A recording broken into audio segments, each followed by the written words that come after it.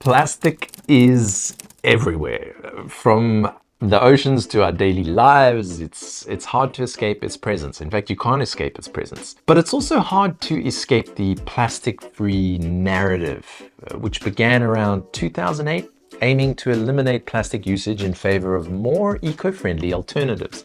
For example, San Francisco banning plastic straws, and some supermarkets like Waitrose in the UK replacing plastic packaging with glass containers.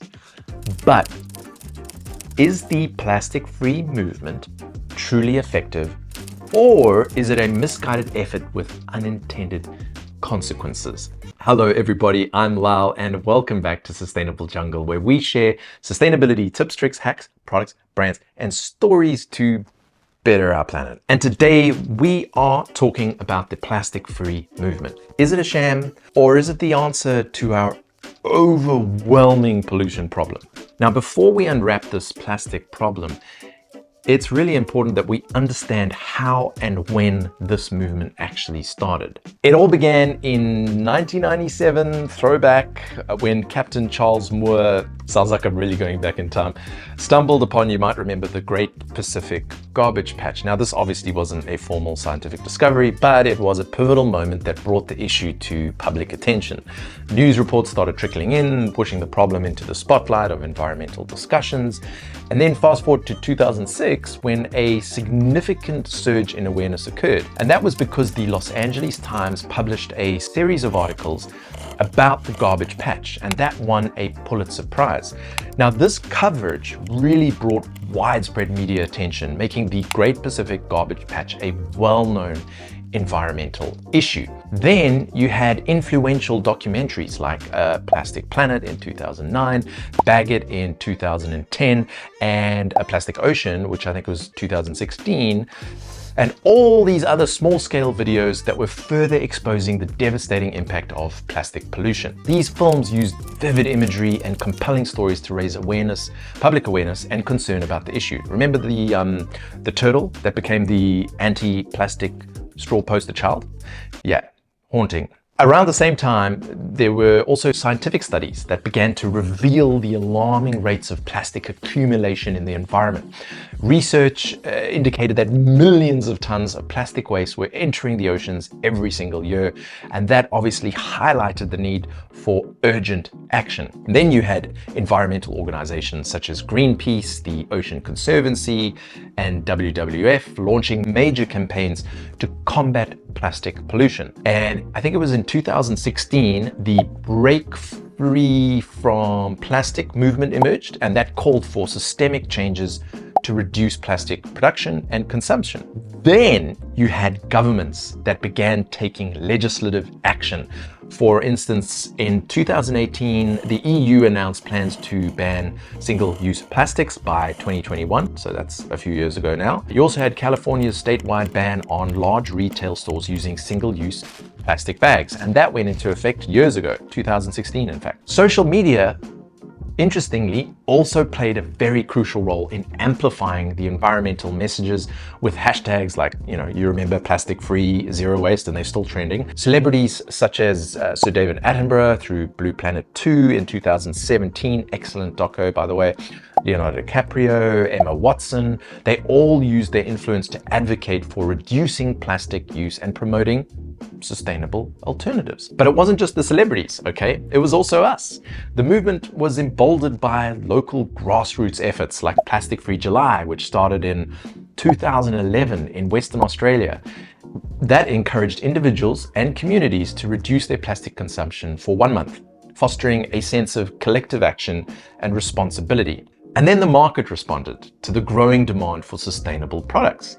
Companies began offering plastic-free alternatives such as, reusable bags, stainless steel straws, bamboo toothbrushes, and even dedicated plastic-free, or rather zero-waste stores started popping up in cities worldwide, offering everything from unpackaged food to low-waste household items.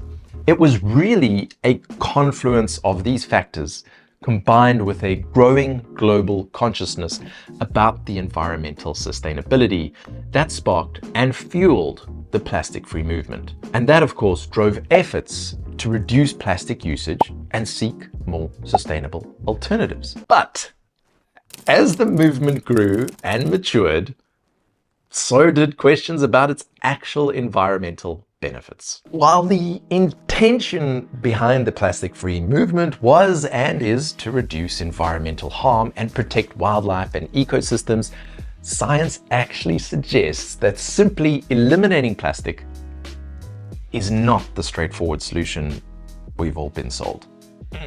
Because eliminating plastic oftentimes means replacing it with alternative materials that have, spoiler alert, their own environmental costs.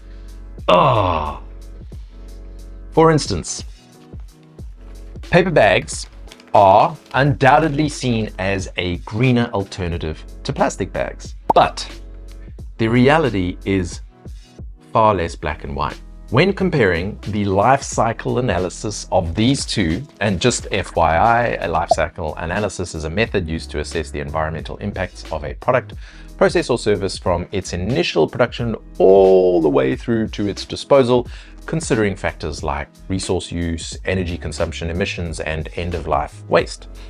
So, using that as a means of comparison, plastic bags are typically, as you know, made from petroleum, contributing to fossil fuel depletion. In contrast, paper bags are made from wood pulp, a renewable resource, but the production can lead to deforestation and biodiversity loss. Energy efficiency is another critical factor. Producing plastic bags requires far less energy than producing paper bags. For instance, producing a kilogram of plastic bags emits around 1.6 kilograms of CO2, while producing a kilogram of paper bags emits about 3.3 kilograms of CO2.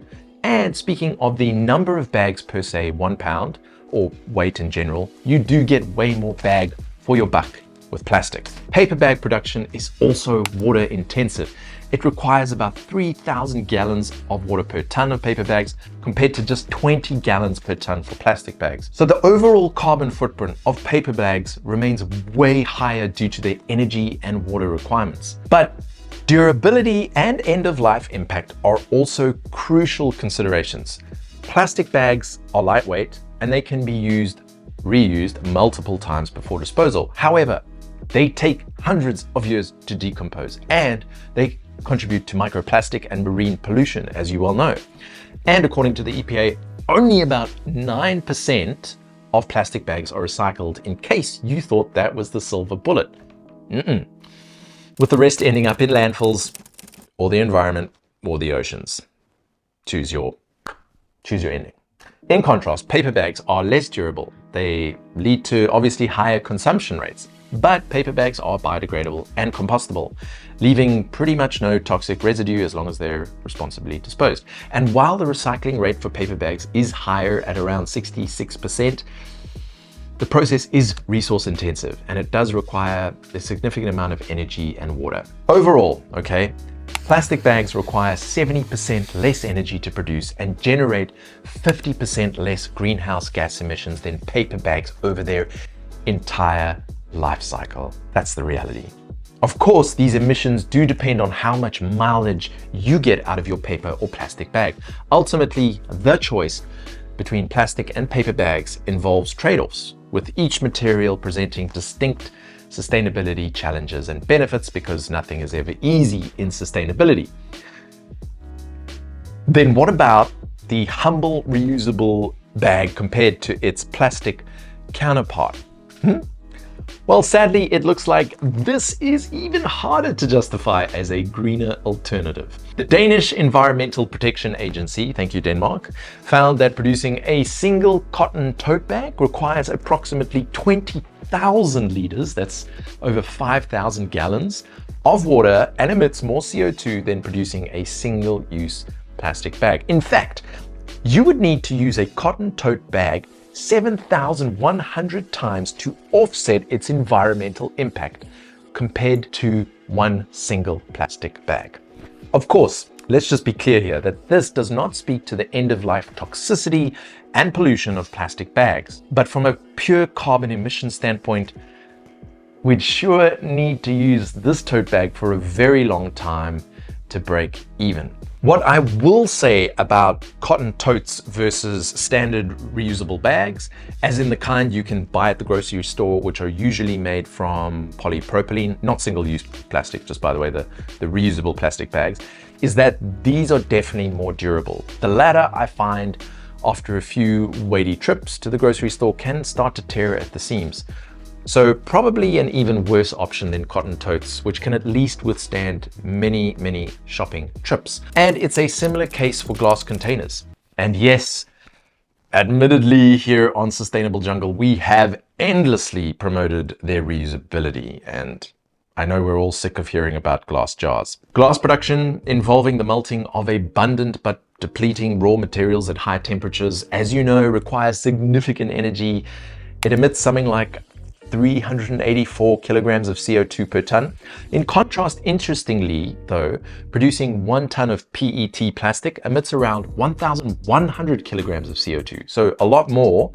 And that is because of the enormous emissions from extracting and processing the non-renewable resource needed for that. But plastic's lower density that's its weight, does reduce fuel consumption during transportation, which kind of partially offsets the emissions differences. But plastic production and disposal, again, as you know, release harmful chemicals. It contributes to ocean pollution with about, I think latest stats are 8 million metric tons entering the oceans annually. Ugh. While glass, is chemically inert, so it has no real impact on the environment except for its energy-intensive production and recycling. As for water use, glass production consumes about 2,300 gallons of water per ton, while plastic production only uses 24 to 50-ish gallons per ton. And while glass can be recycled indefinitely, which is awesome, it's energy intensive. On the other hand, plastic recycling is far less efficient. It degrades, and only about 8.7% is actually recycled in the US. What these examples I hope illustrate is that while aiming to reduce plastic pollution, the environmental costs of alternatives can ironically end up being significantly higher. So what does that mean for the plastic-free movement? Was it and is it a complete farce? No. Thankfully, your efforts and my efforts have not been in complete vain. Today, the plastic-free movement continues to evolve. Governments are refining their policies. They are aiming to balance plastic reduction, which is still very, very, very necessary, with overall environmental sustainability. The focus is shifting more towards a nuanced understanding of environmental impact, promoting materials that are not just plastic-free, but also resource-efficient, low emissions, and non-toxic. But what does that mean for you in practical terms? Well, the most sustainable choice, if it's open to you, is to just refuse. If you don't really need it, then just don't get it. Don't get it. Don't buy it. But if you do need it, there's just no easy, short answer. I'm sorry.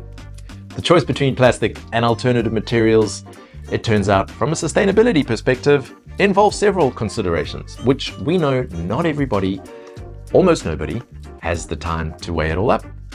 So while we'd still definitely recommend you avoid single-use plastics, if you're going to choose alternatives, make sure they're at least non-toxic, reusable, and can be returned to the earth responsibly.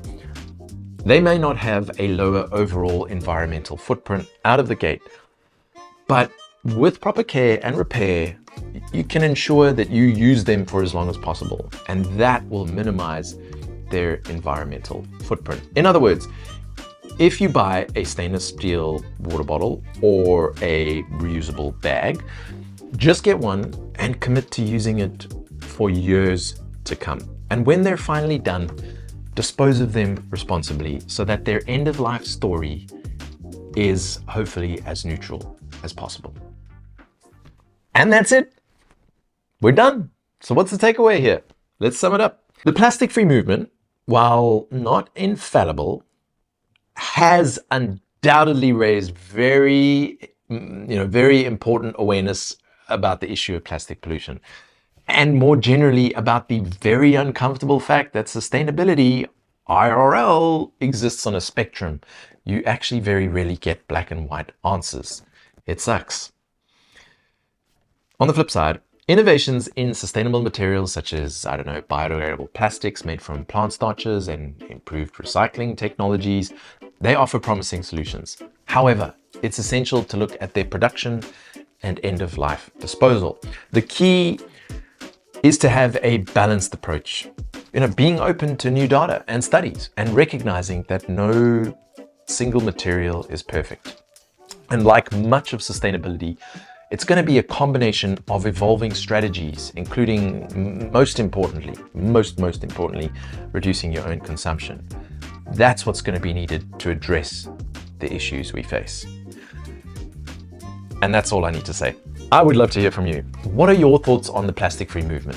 What does it get right and where does it fall short? In what instances would you choose plastics over alternative materials? I would really love to know, so please let me know in the comments below. And I'll add links to all the resources and data I mentioned, including our article on this topic, if you want to read more. Thank you so much for watching.